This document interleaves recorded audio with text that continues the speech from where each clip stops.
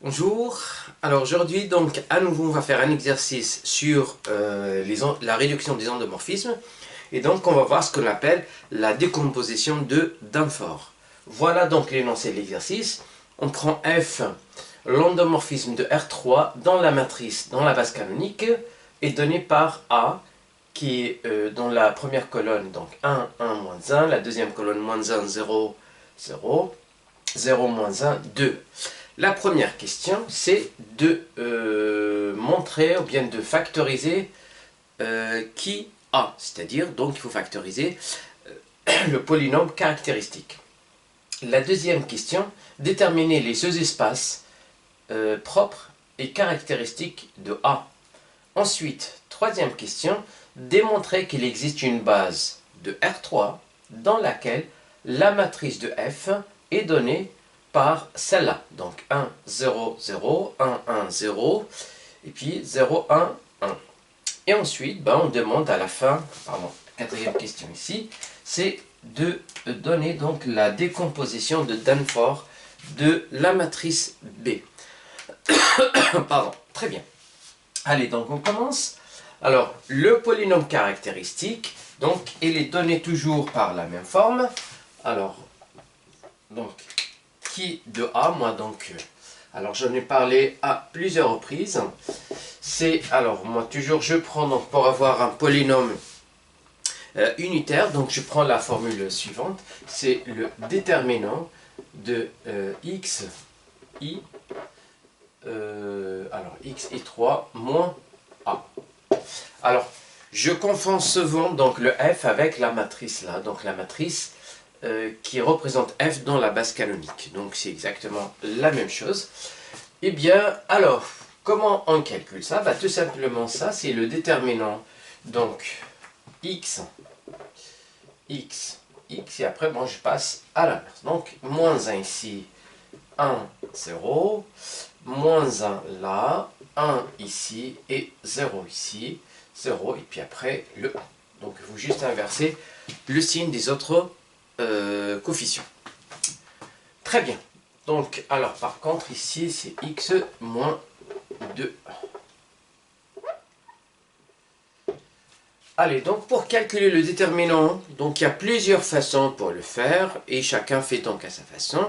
Alors moi, je vais vous proposer donc celle-là. Alors j'ai constaté que, en faisant ici, alors, la première, donc je remplace la première ligne, donc je fais le changement suivant, la première colonne plutôt, donc la colonne C1, je la remplace par C1 moins C3.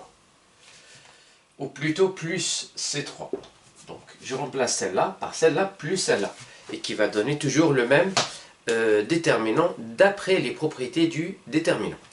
Et donc pour faire ça, je vais avoir alors ça plus ça. Donc je reste avec x moins 1. Ça plus ça va faire 0. Ça plus ça va faire x.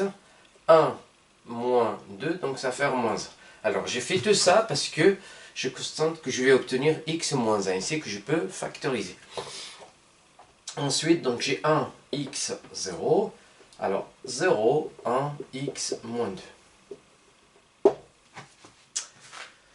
Voilà, et donc à partir de là, comme le déterminant, c'est une application multilinéaire, c'est-à-dire elle est linéaire par rapport à chaque colonne. Donc la première colonne ici, je constate que là, j'ai tout simplement ça, c'est multiplié par 1. Là, alors, c'est x moins 1, si vous voulez, multiplié par 0, pour faire 0. Et là, c'est multiplié par 1. Donc, la multilinéarité donc, nous permet de dire que ça fait x moins 1 facteur. Donc, quand j'enlève ce facteur-là, je vais avoir 1, 0, 1. Puis après, le reste, il va bien rester à sa place. Et puis après, 0, 1, x moins 2. Alors, comme il s'agit alors le plus souvent en fait, dans les déterminants, on a pas mal de multiplications, donc c'est pour ça qu'on cherche toujours à faire apparaître des facteurs nuls. Comme ça permet donc de simplifier les calculs. Donc on essaye de créer des zéros quelque part, et je peux notamment créer un 0, alors soit là, donc je peux faire 1 moins 1 pour avoir 0, ou tout simplement je peux annuler celui-là pour faire 1 moins 1 par exemple pour avoir le 0. Donc je vais enlever celui-là. Allez, on y va. Donc pour enlever celui-là, ben, tout simplement, ben, je vais faire, donc je vais remplacer la deuxième colonne. La colonne 2, je la remplace par la colonne 2 moins la colonne 1. Et donc je vais avoir la chose suivante. Donc je vais avoir x moins 1. Et bien la première, donc il va rester bien à sa place. Et bien celle-là, je la remplace par celle-là moins celle-là. Donc 1 moins 1, je vais avoir 0. Celle-là moins celle-là, ça va faire x. Celle-là moins celle-là, ça va faire moins 1. Puis après, bon, je vais voir la même chose ici. 0, 1, x moins 2. Eh bien, j'ai fait tout ça. De cette façon-là, je peux bien développer par rapport à la première ligne. De cette façon, donc je vais avoir ce déterminant-là qui va faire alors. Donc je barre celle-là et celle-là. Eh bien, puisque j'ai 1 comme coefficient ici, et donc je vais avoir x moins 1. Et là, je vais tout simplement avoir ce déterminant-là. Donc, x 1 moins 1, x moins 2. Très bien. À la suite, ben, on a juste à développer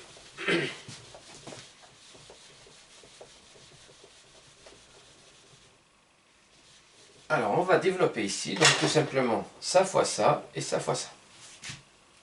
Donc, je vais avoir, ça va faire x moins 1. Ensuite, bah, x fois x, ça fait x carré. Et x fois moins 2, ça va faire moins 2x. Donc, x carré moins 2x. Puis après, j'ai moins avec ce moins, ça va faire plus. Et donc, plus 1. Eh bien, bingo, puisque celle-là, c'est l'identité remarquable suivante. Donc, c'est x moins 1 au carré. Donc, ça, c'est x moins 1 au carré. Et donc, je vais avoir x moins 1 fois x moins 1 au carré. Et bien, ça va faire x moins 1, x posant 3, qui est factorisé déjà. Donc, on a déjà factorisé le polynôme caractéristique. Donc, la réponse que je vais réécrire ici, j'en aurai besoin peut-être par la suite.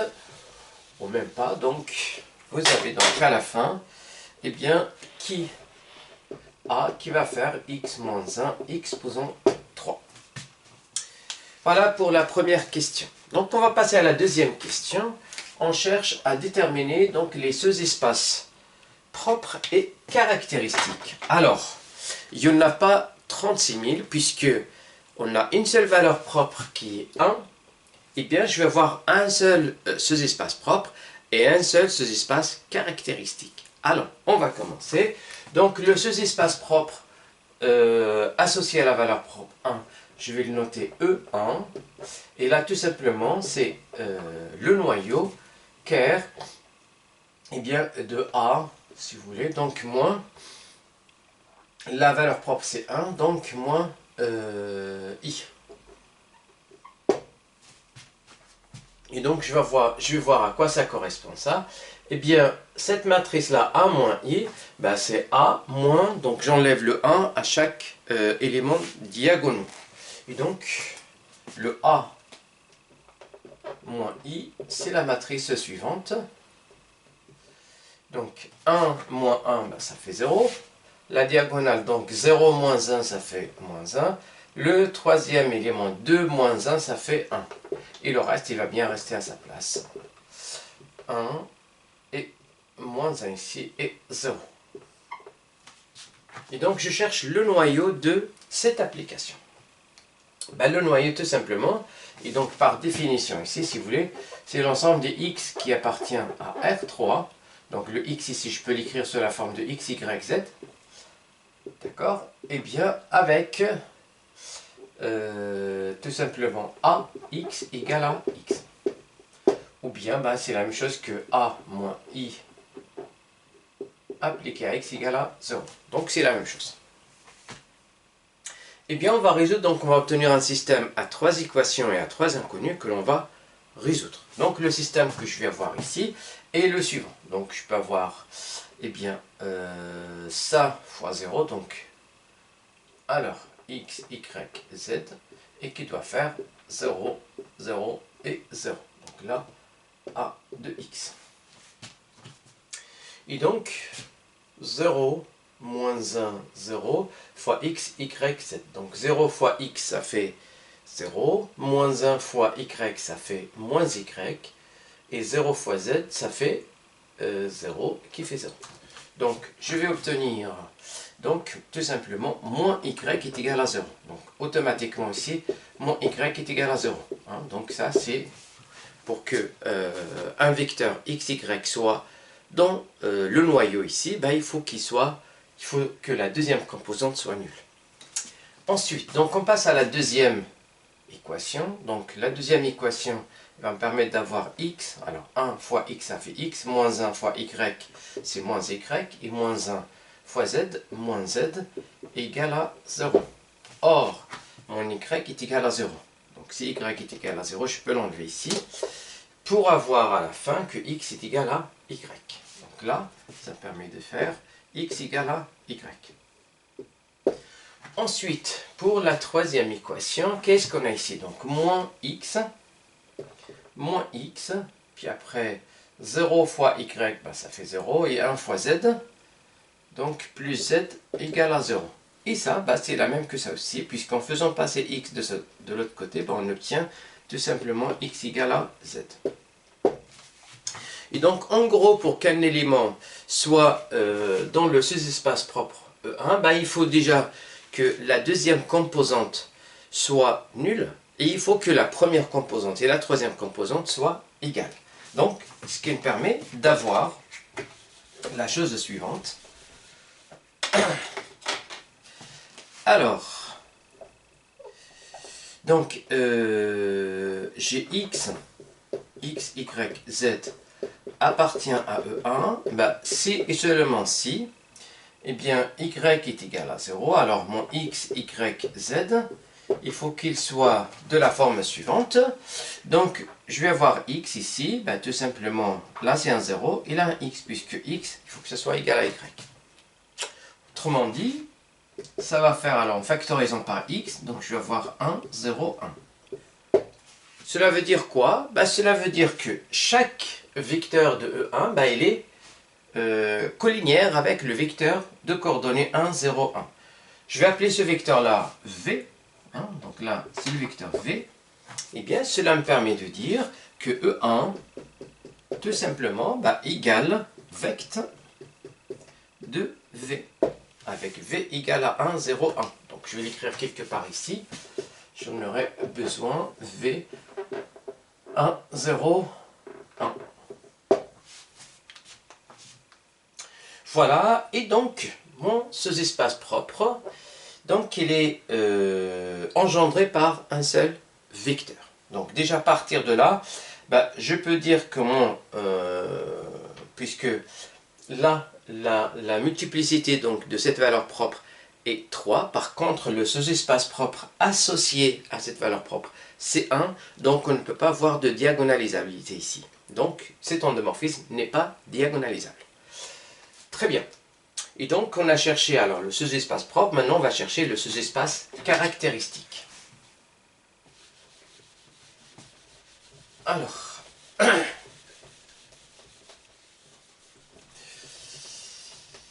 voilà. Et donc, le sous-espace caractéristique, comment elle est définie? Alors, je l'appelle le plus souvent donc F1. Donc, le F, c'est pour dire donc, le sous-espace caractéristique. Ce n'est pas une obligation, mais bon, on a tendance à l'appeler comme ça. Et le 1, c'est relatif à la valeur propre 1. Donc là, c'est par définition. Cette fois-ci, donc c'est ker de A moins I exposant 3. Très bien. Alors, donc dans le temps normal, en fait, dans les méthodes classiques, eh bien, on va calculer cette matrice-là. Donc A moins I exposant 3. Et puis ensuite, on doit bien sûr chercher donc le noyau, comme on a fait pour le premier noyau, qui est E1. Or, qu'est-ce qu'on a ici? Et donc on a le polynôme caractéristique, qui est A, qui est égal à x moins I, exposant 3. Donc, on va utiliser ici le théorème donc de décomposition des noyaux. elle nous permet de dire quoi? Ben, il nous permet, puisque le x moins 1, donc on a un seul vecteur ici, un seul polynôme, et bien à partir de là, on peut dire que ker de qui a de a, eh bien, ça va faire le ker de x, ou bien, c'est pas x plutôt ici, ça va faire a moins i exposant 3. Donc ça, c'est le polynôme, en fait, ça, c'est le théorème des décompositions des noyaux. Or, d'après donc Kelly Hamilton, qu'est-ce qu'il nous permet de dire? Que ça fait 0. Donc c'est l'endomorphisme 0, alors l'endomorphisme de R3. Donc Kelly Hamilton, il nous dit que, alors j'avais déjà démontré le théorème si vous voulez le voir, et donc il nous dit que le polynôme caractéristique annule tout le temps l'endomorphisme, ou bien la matrice associée à cet endomorphisme. Ce qui est le cas ici. Donc ça fait 0. Donc qu'est-ce que ça veut dire 0? Ça veut dire que chaque élément de R3, eh bien, il est annulé par cet endomorphisme, qui est le endomorphisme nul. Donc qui veut dire que ça c'est E3, bien c'est R exposant 3. Et ça, par définition, c'est F1. Donc mon F1 est tout simplement, qui est le seul sous-espace caractéristique, est égal à tout simplement R3. Voilà donc pour la deuxième question. Donc la troisième question maintenant. Je vais effacer tout ça.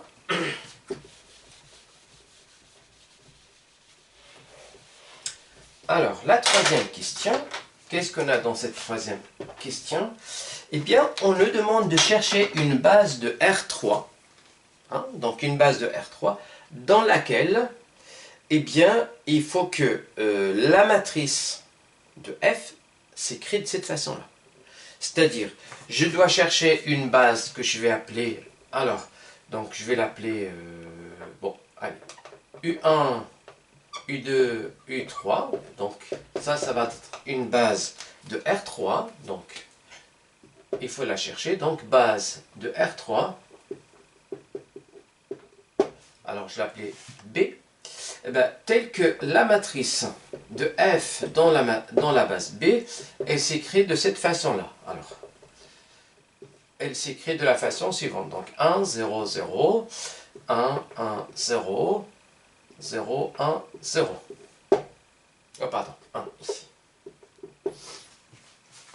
Et donc, cela veut dire quoi alors? Par définition de la matrice d'un endomorphisme dans une base, cela veut dire ici, il faut que je fasse apparaître donc U1, U2, U3, donc les éléments de la base.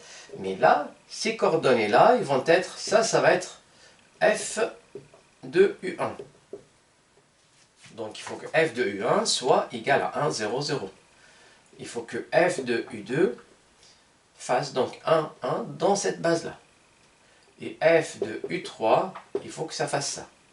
Autrement dit, donc il faut que j'obtienne le système suivant. Il faut que F de U1 soit égal à U1. Donc, il faut que F de U2 soit égal à U1 plus U2. Et la même chose ici, ben, il faut que F de U3 soit égal à U2 plus U3. Et donc, j'ai un système ici, et ben, on va essayer de le résoudre pour trouver donc, tous ces éléments-là. Alors, premièrement, donc, le premier constat, eh bien, la première équation, celle-là, elle nous permet de dire que, bon, par définition du sous-espace propre, bah, cela veut dire déjà que F moins, en faisant passer ça de l'autre côté, donc je vais avoir un 0 ici, eh bien ça veut dire que F moins l'identité de U1 égale à 0. Hein? Et donc, c'est un vecteur qui, alors, U1 appartient à E1, donc sous-espace propre E1. Hein? Donc, le sous-espace propre E1, il est engendré par V.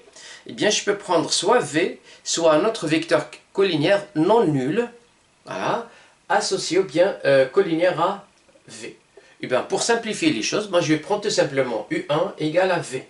Donc, U1, je vais prendre donc U1 égale à V égale à 1, 0, 1.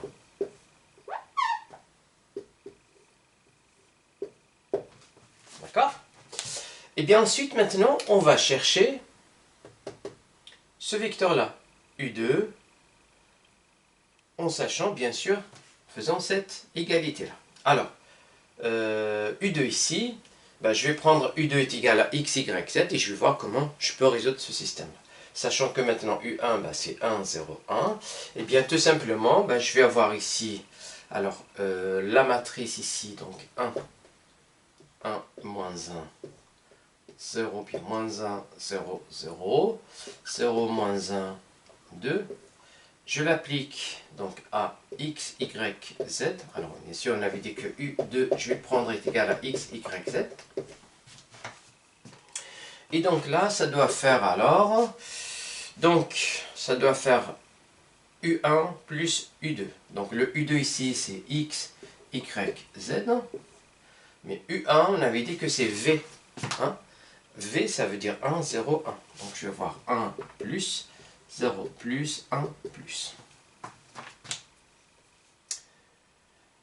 Très bien. Et donc là, alors, donc ça me permet d'avoir quoi? Ben, tout simplement, je vais avoir le système suivant. Et bien, donc là, donc moins 1, pardon. Moins 1, 0, 0. Alors, on fait donc là 1 fois x. Donc je vais avoir x moins 1 fois y, y est égal, et ben, la première composante 1 plus x. Alors la deuxième, donc je vais avoir x moins z cette fois-ci, égale à y. Donc x moins z égale à y. Ensuite, la troisième, elle me permet d'avoir quoi? Donc je vais avoir moins x plus 2z égale à 1 plus z. Donc on obtient un système et on va essayer de le résoudre.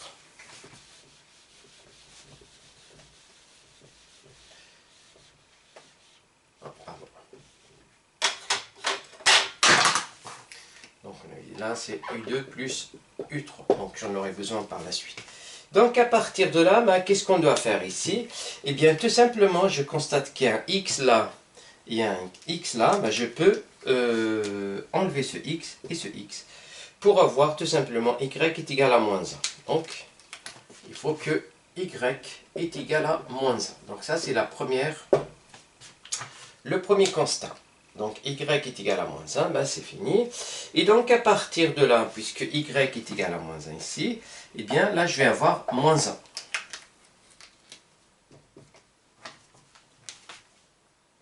Et donc du coup ici, et bien le x il va faire donc moins 1 plus z. Et bien pareil, donc là j'ai 2z et là j'ai z, donc je peux enlever ce z là et celui-là. Et bien de cette façon-là, ben, j'ai juste à faire passer le x de ce côté et voilà, x de ce côté-là et le moins et le 1 de ce côté-là pour avoir la même chose que là. Donc je vais voir enfin cette équation. Donc x est égal à moins 1 plus z. Donc pour chercher donc ce U2, on a le choix entre tout ça. Et donc, le mieux, voilà, pour faciliter un peu plus les calculs, eh bien, regardez bien, je vais prendre tout simplement z égale à 0 pour avoir mon x. Donc, je donne une valeur à z ou à x pour avoir l'autre coordonnée, puisque, voilà, tous les vecteurs collinéaires avec le U2, qui sont bien sûr non nuls, ils peuvent donc faire l'affaire. Et donc, du coup, ici, je vais donner à z égale à 0 pour avoir, donc, z égale à 0 et pour avoir un x qui est égal à moins 1. Donc de cette façon-là, maintenant, mon U2, il va faire donc moins 1, le y c'est moins 1, le z égale à 0. Donc voilà mon U2. Pour qu'il vérifie bien sûr ce qu'on avait dit tout à l'heure. Alors maintenant, il me reste encore à avoir U3. Il faut, donc on va faire le même travail ici. Pour avoir le U3, eh bien on va résoudre le système ici. Et donc il faut que le U3 appartienne au Caire. Donc on fait un peu la même chose ici. Et on obtient bien sûr le travail, en fait le résultat que l'on veut. Eh bien je vais juste écrire un peu le... Donc le U2 ici, c'est tout simplement maintenant, il va faire donc moins 1, 0. Et bien cette fois-ci, donc c'est le U3 qui fait X, Y, Z que l'on doit chercher. Et donc j'obtiens ici, alors pardon. Alors ce qui va changer pour cette équation, c'est tout simplement ici, je vais avoir X moins 1. Alors X, pardon, moins 1. Là, donc Y moins 1. Et là, je vais avoir tout simplement moins Z. Et on va résoudre le système. Donc, je peux maintenant effacer par là. Et pour écrire mon système quelque part ici. Et on va le résoudre de la même façon que tout à l'heure. Allez, on y va. Donc là, je vais avoir... On avait dit donc X moins Y. Ça va faire X moins 1. Donc X moins Y, ça va faire X moins 1. Puis après X moins Z, X moins Z, ça va faire Y moins 1. Et pour la dernière, je vais avoir moins X plus 2Z égale à Z. Et bien, c'est comme tout à l'heure ici, regardez bien, juste à enlever ça et ça pour avoir moins y est égal à moins 1, qui veut dire que y est égal à 1. Donc à partir de là, je peux dire tout simplement que y est égal à 1.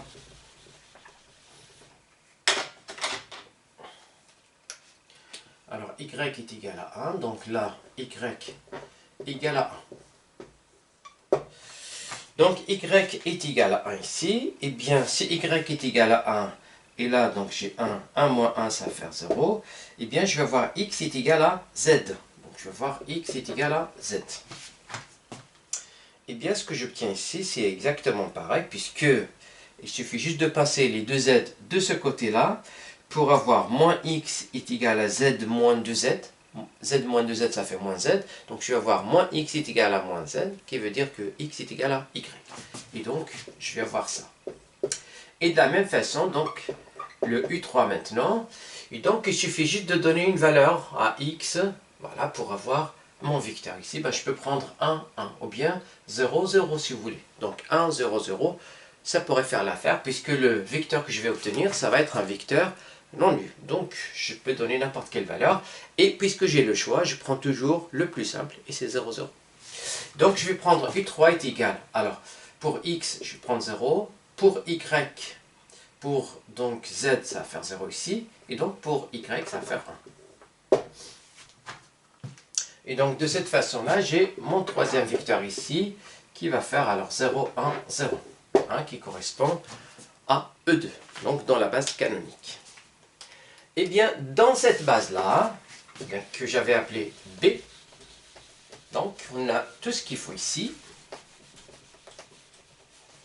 Alors, donc d'après ce qu'on avait, comment on avait défini cette base-là, dans cette base-là, automatiquement j'ai la matrice de F dans B, elle est de la forme 1, 0, 0, 1, 1, 0, 0, 1, 0. Donc comme on l'avait défini.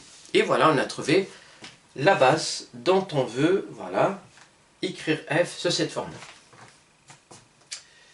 Très bien. Donc, B, alors on avait dit que c'est U1, U2, U3.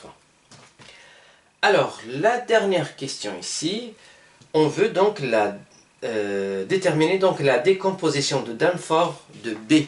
Alors, qu'est-ce que ça veut dire la décomposition de Danforth? Eh bien, alors pour parler, donc je vais faire un petit rappel sur la décomposition de Danforth. Donc, décomposition de Danforth. Alors, qu'est-ce qu'elle nous dit ça? Alors, Premièrement, donc, je dois avoir E, donc un K-espace vectoriel de dimension finie. Hein, ça peut être en dimension infinie. Bon, on s'est limité un petit peu pour les programmes de Bac plus 2, Bac plus 3 un petit peu. Et donc, de dimension finie. Donc, je vais prendre N par exemple. Et je vais prendre U. Donc, un endomorphisme. Et je dois supposer en plus, donc c'est très important, je vais mettre ça en rouge, il faut que QU soit scindé. Hein? Donc il faut qu'il soit composé uniquement par des éléments simples. Et donc, sous ces conditions-là, eh bien, qu'est-ce qui se passe? Donc, il existe un unique couple d'endomorphismes que je vais appeler D et N. Alors, D pour dire qu'il est diagonalisable et N pour dire qu'il est nilpotent. Donc, il existe unique ici, il y a unicité. Donc, un couple d'endomorphismes.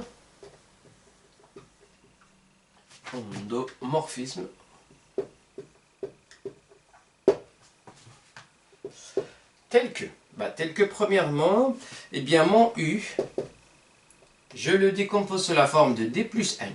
Donc, il se décompose sous la forme d'un endomorphisme diagonalisable et un endomorphisme nilpotent. Ça, c'est la première chose. La deuxième chose, il faut que U rang D est égal à D rang U. Donc, il commute. Entre les deux, il commute. Et qu'est-ce qu'on a encore ici? Voilà, donc il faut que, alors je disais que U rang D, et il faut qu'il soit égal à D rang U, donc il faut qu'il soit commutatif. Alors, on avait dit donc, je l'avais dit oralement, je peux l'écrire, donc U, pardon, ça c'est N, et là c'est N. Donc D diagonalisable, N nilpotent. Alors, je suppose, donc vous savez que ça veut dire diagonalisable, et nilpotent aussi, donc ça veut dire il existe un certain entier naturel non nul, tel que n exposant par exemple k égale à 0. Voilà, alors, on avait dit que D donc, est un polynôme de U, et pareil pour n est un polynôme de U. Voilà, donc qu'est-ce que ça veut dire? Eh bien, on va voir ici, donc on peut l'appliquer ici pour savoir. Alors, regardez bien. Donc, pour cette matrice-là, hein, donc la matrice B, alors celle-là, je vais appeler la matrice B.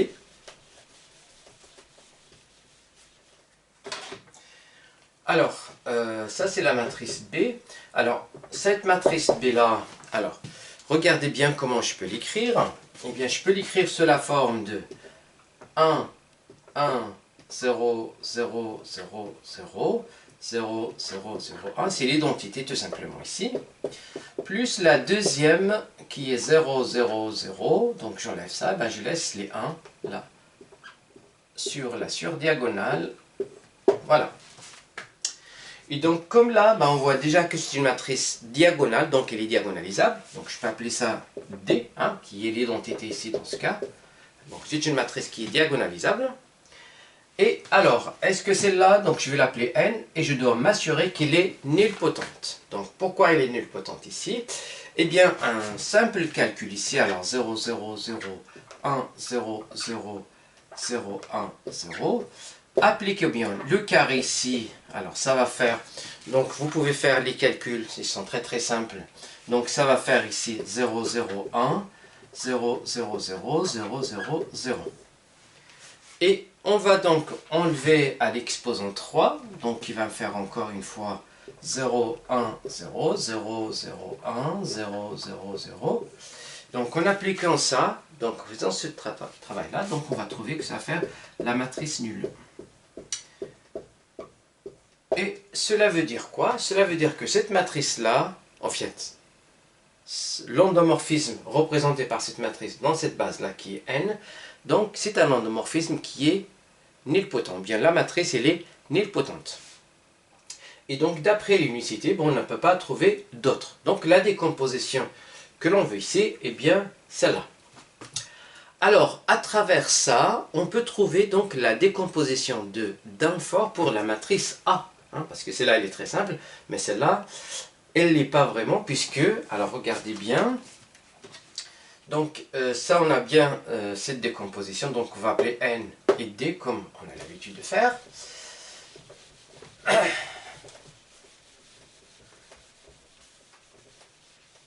Alors, très bien. Donc pour avoir A, donc puisque on avait dit donc tout à l'heure, on avait trouvé la base B et on avait trouvé donc les éléments de la base. Je les ai effacés, donc le U1, U2, U3. Et donc on a bien une matrice de passage de la première matrice à la deuxième matrice. Regardez bien comment on l'obtient. Donc je sais que là, par exemple, alors le R3 muni de la base, alors base canonique, vers donc R3 muni de la base canonique. Donc l'endomorphisme il est représenté par la matrice A. Hein, donc dans la base canonique, on avait dit que c'est A. Dans la base B,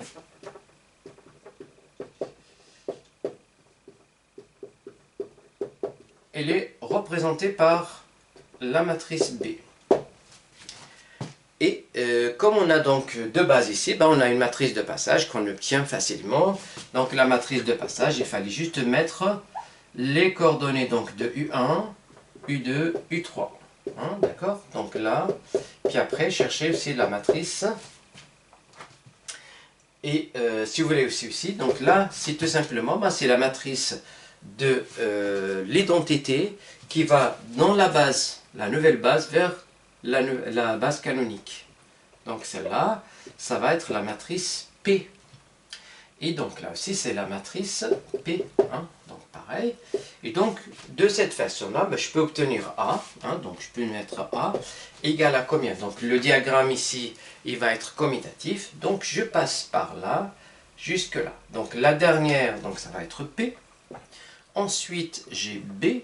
Et pour aller comme ça, c'est P-1. Et donc, puisque B, on avait dit, alors regardez bien.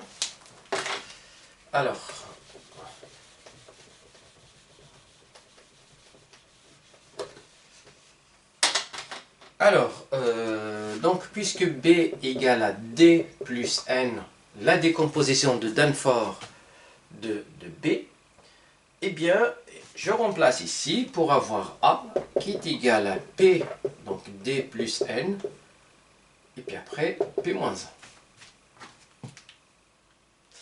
Et donc, qu'est-ce que j'ai ici? Eh bien, j'ai tout simplement P. Alors, D, donc c'était bien l'identité ici, si vous voulez. Alors, je peux marquer carrément l'identité.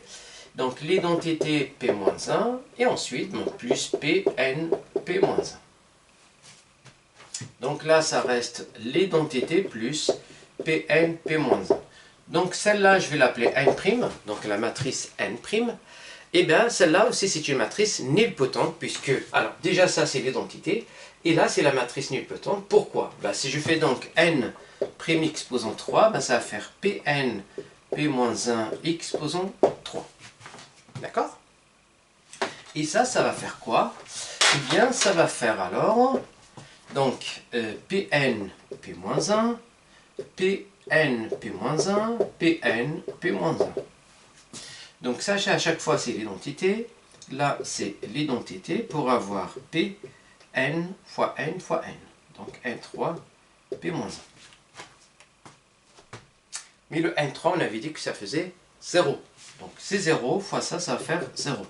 Donc, le N' ici, qui est une matrice nilpotente. Et donc, pour l'avoir, donc, puisque je vous ai dit, alors, je ne vais pas faire les calculs.